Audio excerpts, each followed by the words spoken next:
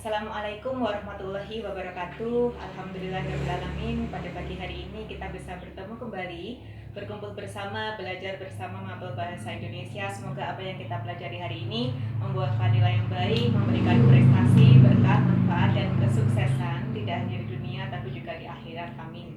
Sebelum pembelajaran dimulai, silakan dipimpin berdoa terlebih dahulu. Ketua kelas pimpin teman-teman untuk berdoa. Silakan.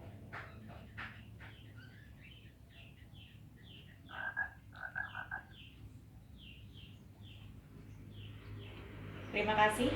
Baik anak-anak, seperti yang Ibu katakan sebelumnya di pertemuan sebelumnya, hari ini kita akan lanjut belajar mengenai, kalau kemarin karya sastra berupa puisi, hari ini kita beralih ke karya sastra yang berbeda, yaitu jenisnya karya sastra berupa prosa yang bernama cerpen.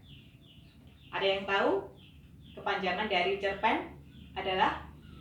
Iya, cerpen adalah satu singkatan atau akronim yang merupakan kepanjangan, yang merupakan singkatan dan memiliki kepanjangan yaitu cerita pendek. Kepanjangan dari cerpen itu sendiri adalah cerita pendek. Hari ini kita akan menganalisis, membahas mengenai ciri-ciri cerpen, kemudian unsur pembangun cerpen itu sendiri apa saja.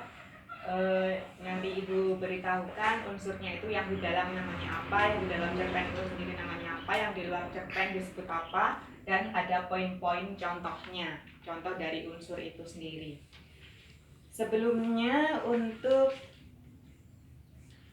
mengupas pemahaman anak-anak tentang cerpen, silahkan Ibu instruksikan di sini berkaitan dengan pembelajaran hari ini. Silakan bentuk satu kelas ini menjadi kelompok-kelompok belajar. Satu kelompok belajar beranggota 5-6 siswa. Ibu beri waktu 3 menit dari sekarang, silahkan bentuk kelompok. Satu kelas menjadi kelompok belajar, satu kelompok belajar berjumlah 5-6 siswa. Sudah? Setiap kelompok dengarkan pembacaan cerita pendek yang Ibu sampaikan, dan nanti setelah Ibu selesai membacakan cerita pendek ini, anak-anak harus menyiapkan lembar kerja berikutnya. Sebelum Ibu bacakan, siapkan satu lembar kerja sekarang. Ya. Tulis nama kelompok kalian masing-masing.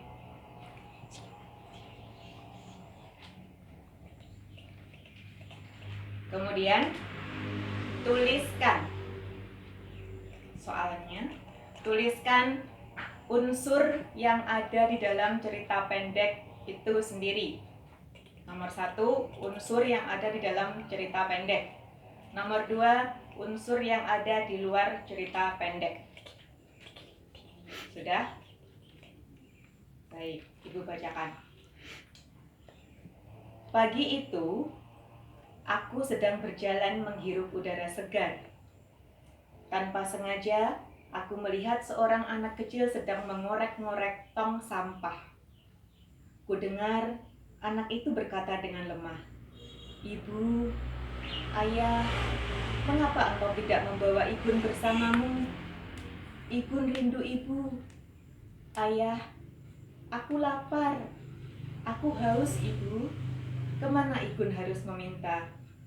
Kemana Igun harus mencari makanan? Ibu, Ayah, rupanya anak itu bernama Igun." Baik. Instruksi berikutnya, tulis di lembar kerja kalian. 1. Siapa nama tokoh dalam cerita pendek itu? 2. Di mana tempat terjadinya peristiwa itu atau cerita itu? Di mana tempat Igun berada dalam cerita tadi? Sudah? 3. Bagaimana suasananya dalam cerita itu? 4. tentukan judul apa kira-kira yang tepat untuk cerpen tadi. 5. Apa pesan dari cerpen itu sendiri? Terima kasih. Kemudian setelah anak-anak menentukan unsur yang ada dalam cerita pendek tentang Igun tadi, nantinya Ibu akan beri waktu 10 menit untuk bersiap-siap. Setelah itu setiap kelompok secara bergantian, bergiliran, nanti maju bergantian ke depan untuk presentasi hasil kerjanya. Apa saja unsur yang satu kelompok temukan. Kemudian setelah itu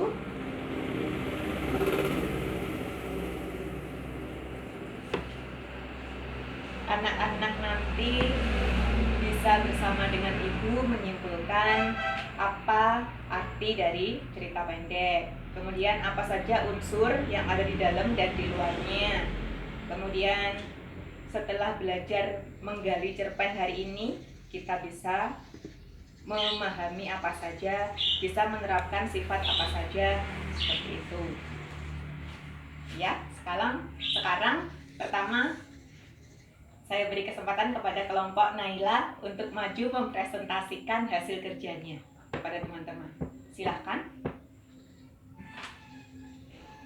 Teman-teman yang lain silahkan menyimak dan nanti sertakan, berikan jawaban, pertanyaan dan jawaban atau sanggahan, tanggapan kepada kelompok Naila. Ya, terima kasih. Baik anak-anak, dari penampilan presentasi kelompok-kelompok tadi bisa kita simpulkan bersama di sini bahwa cerpen itu cerita pendek, ya, kesingkatan dari cerita pendek, kepanjangannya cerpen itu adalah cerita pendek. Syaratnya dikatakan cerpen adalah tidak lebih dari 10.000 kata. Tadi juga anak-anak sudah menemukan, sudah mengidentifikasi berapa kata yang ada di dalam teks cerpen yang ibu berikan, yang ibu bacakan. Kemudian di sini yang pertama, ciri-ciri cerpen itu tidak lebih dari 10.000 kata. Hanya punya satu alur. Kalau maju ya maju, mundur ya mundur. Tidak maju mundur. Ya, kalau maju mundur bisa disebut dengan novel.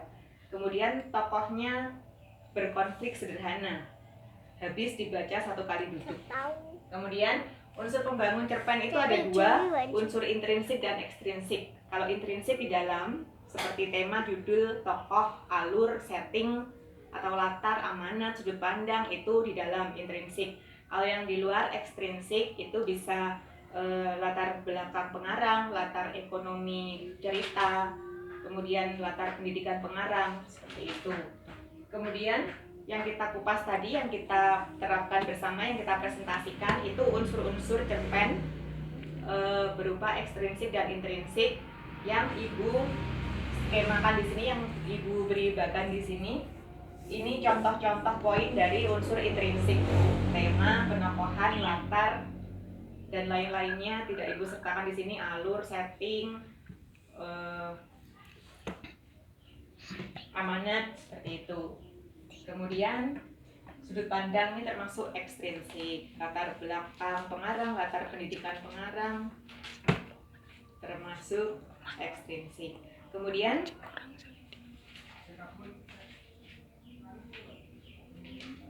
setelah kita kupas materi hari ini, goal kita adalah, tujuan kita yang ingin kita capai adalah satu, anak-anak bisa mengerti definisi dari cerpen yang ibu bacakan tadi. Cerita yang singkat, padat, langsung pada tujuannya, merupakan karya sastra prosa berbentuk paragraf. Ya, kalau puisi kemarin berbentuk bait. Kemudian anak-anak bisa memahami unsur intrinsik dan ekstrinsik cerita, mengenali ciri-ciri cerpen, sudah ya tadi. Kemudian outcome yang kita dapat setelah belajar cerpen, anak-anak bisa apa? Kreatif, terampil, disiplin dalam menciptakan satu karya tulis. Seperti dari jumlah paragrafnya, jumlah katanya juga diperhatikan. Kemudian bisa semakin kaya kosakata dan kekuatan kata-kata, tekun, kerja keras, tanggung jawab, seperti itu. Kemudian anak-anak bisa memahami unsur cerpen, ekstrinsik dan intrinsik, cirinya, strukturnya. Kemudian anak-anak bisa melestarikan kegiatan literasi hari ini.